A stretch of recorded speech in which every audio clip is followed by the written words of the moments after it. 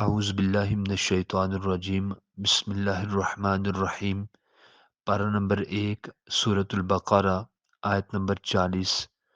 یا بنی اسرائیل اذکروا، اے بنی اسرائیل، اے اولاد اسرائیل، تم سب یاد کرو نعمتی اللتی، میری نعمت وہ جو انعمت علیکم، میں رب نے انعام کی تمہارے اوپر، وَأَوْفُوا، اور تم سب پورا کرو، بعہدی، میرے عہد کو، میرے وعدے کو، اوفی بعہدکم، میں رب پورا کروں گا تمہارے عہد کو، تمہارے وعدے کو، وَإِيَّايَ فَارْهَبُونَ، اللہ تعالیٰ فرماتے ہیں کہ خاص مجھ سے ہی ڈرو۔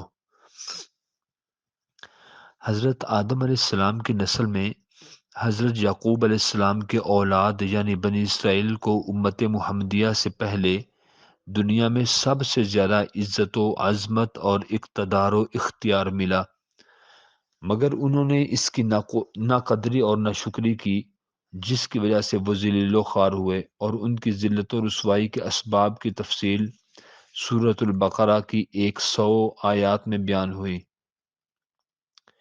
ہر دور میں اہل علم کا اس بات پر اتفاق رہا ہے کہ اسرائیل حضرت یعقوب علیہ السلام کا لقب ہے، جس کا عبرانی زبان میں معنی ہے اللہ کا بندہ، لہٰذا بنی اسرائیل کا معنی ہوا کہ اللہ کے بندے کی اولاد۔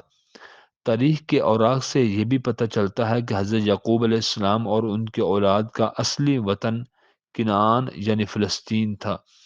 یہ حضرت یوسف علیہ السلام کے زمانے میں مصر میں آباد ہوئے، ان کے آنے کے بعد ان کے آبائی وطن کنعان، فلسطین اور پورے شام پر عمالقہ نامی قوم نے قبضہ کر لیا۔ جناب حضرت یعقوب علیہ السلام کے 12 بیٹے تھے، جن میں سے چوتھے بیٹے کا نام یہودا تھا۔ اسی نسبت سے بنی اسرائیل کو یہودی بھی کہا جاتا ہے۔ یہ اپنے دور میں بڑی معزز اور محترم قوم تھی۔ ان میں ہزاروں جلیل القدر انبیاء پیدا ہوئے، جن میں سب سے زیادہ نمایاں حضرت موسیٰ علیہ السلام، حضرت داؤد علیہ السلام اور آخر میں حضرت عیسیٰ علیہ السلام ہوئے۔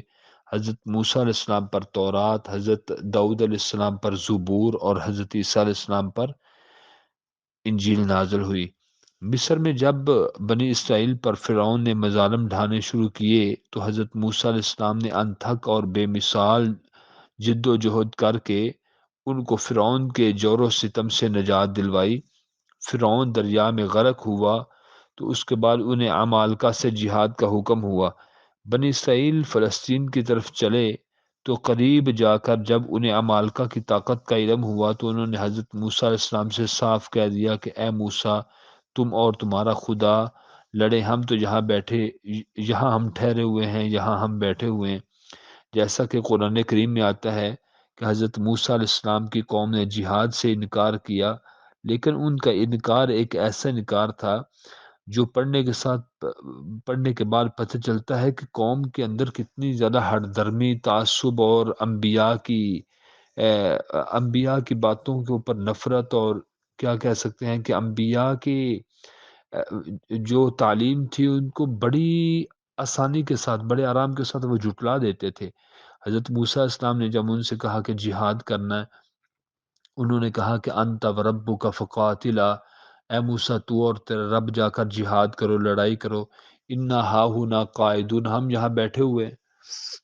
تو حضرت موسیٰ علیہ السلام نے بہت سمجھایا مگر انہوں نے جہاد سے انکار کیا، جس کے پاداش میں انہیں 40 سال طیہ کے صحرا میں بطور سزا رہنا پڑا۔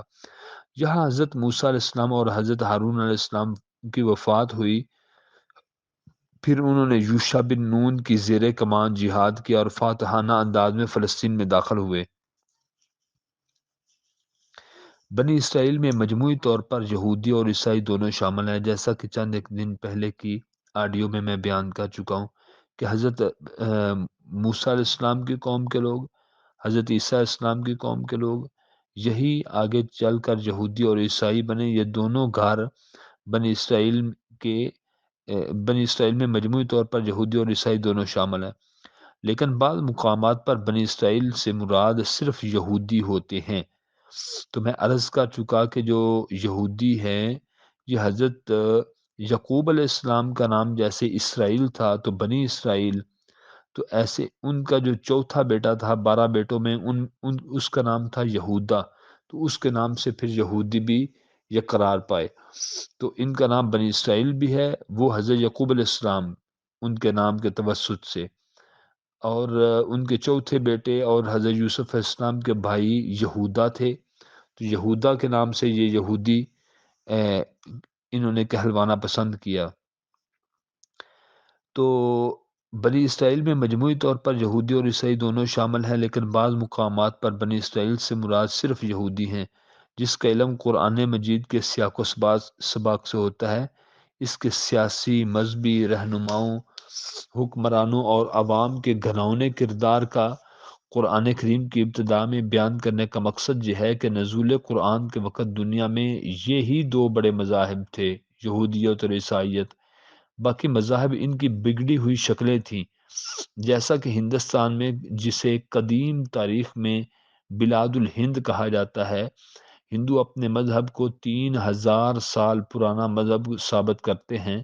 اس مذہب کی اکثر رسومات، گائے پرستی کا تصور یہودی مذہب سے ہی لیا گیا۔ ہندو مذہب کی اصلاح کے لیے بدھ مت کی تحریک چلی، جو اپنی عادات و رسومات کے لحاظ سے عیسائیت کے زیادہ قریب تھی۔ معلوم ہوتا ہے کہ انہی وجوہات کی بنیاد پر سورۃ البقرہ کو قرآن کریم کی ابتدا میں رکھا گیا، تاکہ قرآن کریم کا مطالعہ کرنے والے شخص کے ذہن میں شروع ہی سے بنیادی امور اور یہ بات اس کے دل دماغ میں بیٹھ جائے کہ پہلی اقوام بالخصوص بنی اسرائیل کے عروج و زوال کے اسباب کیا تھے، وہ کیوں ذلت اور رسوائی کے اندھے کنویں میں الٹے ہو کر گرے، ان کے پیچھے ان کے علماء اور سیاسی رہنماؤں کا کیا کردار تھا۔ بنی اسرائیل کے حوالے سے امت مسلمہ کو سمجھایا جا رہا ہے کہ اس عظیم قوم کا کردار سامنے رکھو کہ بزرگوں کی گدی نشینی، صاحب زادگی، مذہبی امتیازات، ابناء اللہ کے بھاری بھرکم القابات، طویل دعوے، اقتدار اور وسیع اختیار بھی اس قوم کو ذلت سے نہ بچا سکے۔ اسی خدشے کے پیش نظر رسول اللہ صلی اللہ علیہ وآلہ وسلم نے فرمایا تھا کہ بخاری شریف کی حدیث ہے کہ تم ضرور اپنے سے پہلے لوگوں کی بلشت اور ہاتھوں ہاتھ اتباع کرو گے، حتیٰ کہ اگر وہ گوہ کے سوراخ میں داخل ہوئے ہوں گے تو تم بھی ان کی اتباع کرو گے۔ تو صحابہ کہتے ہیں کہ ہم نے پوچھا، یا رسول اللہ صلی اللہ علیہ وآلہ وسلم، وہ یہودی اور عیسائی ہیں؟ تو آپ صلی اللہ علیہ وسلم نے فرمایا تو اور کون ہے؟ تو اس کے ساتھ ہی یہ بتلانا مقصود ہے کہ مدینہ اور اس کے گرد و پیش جتنے قبائل اور قومیں آباد تھیں، وہ یہودیوں کو بزرگوں کی اولاد اور انبیاء کے وارث تصور کرتے تھے، جس کی وجہ سے یہ قبائل یہودیوں کے نظریات کو سچ اور حق کی کسوٹی سمجھتے تھے۔ ان اسباب کی بنیاد پر اللہ تعالیٰ نے انہیں پھر بڑے دل ربا انداز میں سمجھاتے ہوئے یہ احساس دلانے کی کوشش کی کہ اے میرے بندے یعقوب کی اولاد، میری عطا کردہ نعمتوں، فضیلتوں اور رفعتوں کا احساس کرتے ہوئے تمہارا اولین فرض بنتا ہے کہ نبی آخر الزماں صلی اللہ علیہ وآلہ وسلم کی مخالفت کرنے کے بجائے ان کی نصرت و حمایت کرتے ہوئے حلقہ بگوش اسلام ہو جائیں، حلقہ اسلام میں داخل ہو کر اس عہد سے وفا کرو کہ جو تم سے توحید اور خاتم النبیین کے بارے میں لیا گیا ہے۔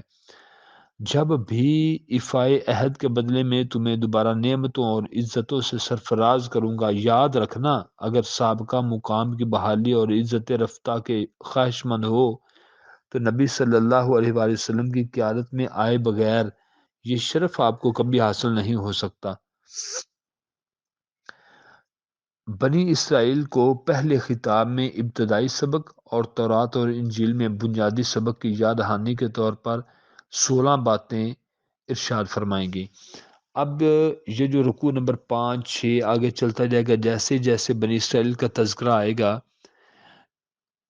ایک تو یہاں پر یہ بات سمجھنی بہت زیادہ ضروری ہے کہ ان سب جگہوں پر جہاں جہاں یا بنی اسرائیل اذکروا کا ذکر آیا ہے اور اس قوم کو سمجھایا گیا ہے، تو اس قوم کو کتنی باتوں سے سمجھایا گیا، تو ہم مطالعہ کرتے ہیں تو پتہ چلتا ہے کہ 16 باتیں اللہ تعالیٰ نے ان کو ارشاد فرمائی کہ ان 16 باتوں کے اوپر عمل کرو سب سے پہلی بات، میری نعمتوں کو ہر دم یاد رکھا کرو، جیسے یا بنی اسرائیل لذکروا نعمتی التی انعمت علیکم وَأَوْفُوا بِعَهْدِي أُوفِ بِعَهْدِكُمْ، تم عہد وفا کرو گے تو تمہارے ساتھ بھی افائے عہد ہوگا، تم وعدہ پورا کرو گے تمہارے ساتھ بھی وعدہ پورا ہوگا۔ وَإِيَّايَ فَارْهَبُونِ، اور تم سب اللہ تعالیٰ فرماتے ہیں کہ مجھ سے ڈرتے رہا کرو، تو ہمیشہ اللہ سے ڈرتے رہنا چاہیے۔ نمبر 4، قرآن کریم پر ایمان لاؤ کیونکہ یہ تورات اور انجیل کی تصدیق کرتا ہے۔ نمبر 5، سب سے پہلے تم ہی کفر کرنے والے نہ بنو۔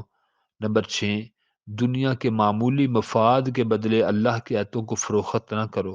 نمبر 7، حق اور باطل کے التباس سے اجتناب کرو۔ نمبر 8، جانتے بوجھتے حق کو چھپانے کی کوشش نہ کرو۔ نمبر 9، نماز ادا کرو۔ نمبر 10، زکوٰۃ کی ادائیگی کا اہتمام کرو۔ نمبر 11، ورکعوا مع الراکعین، رکوع کرنے والوں کے ساتھ رکوع کرو۔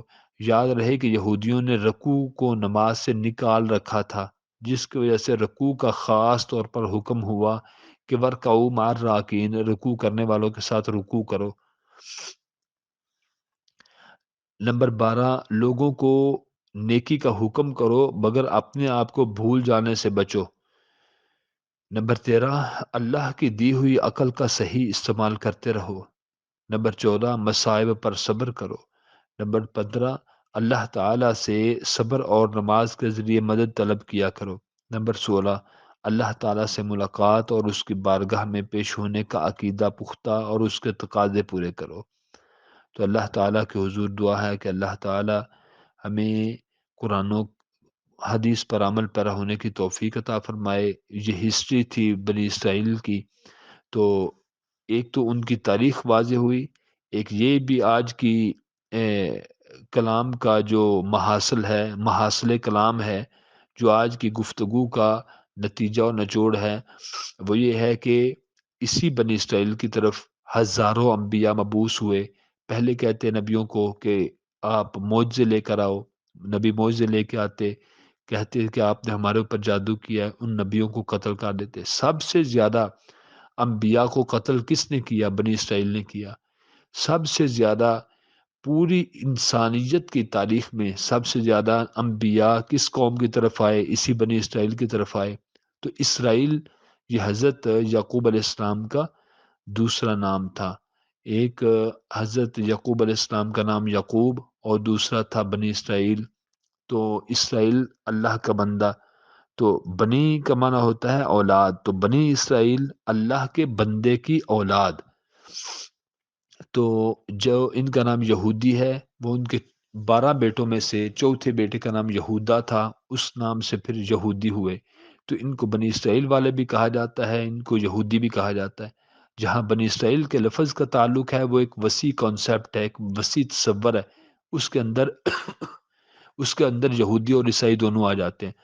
اور آخری بات میں نے آخر میں جا کے یہ بتائی کہ جہاں جہاں بنی اسرائیل کا تذکرہ ہوتا ہے پہلے پارے میں چند ایک رکوعات میں، وہاں ان کو بنیادی باتیں 16 قرآن کریم کے اندر بتائی گئیں کہ آپ یہ بھی نیکی کا کام کرو، یہ بھی نیکی کا کام کرو، یہ بھی نیکی کا کام کرو۔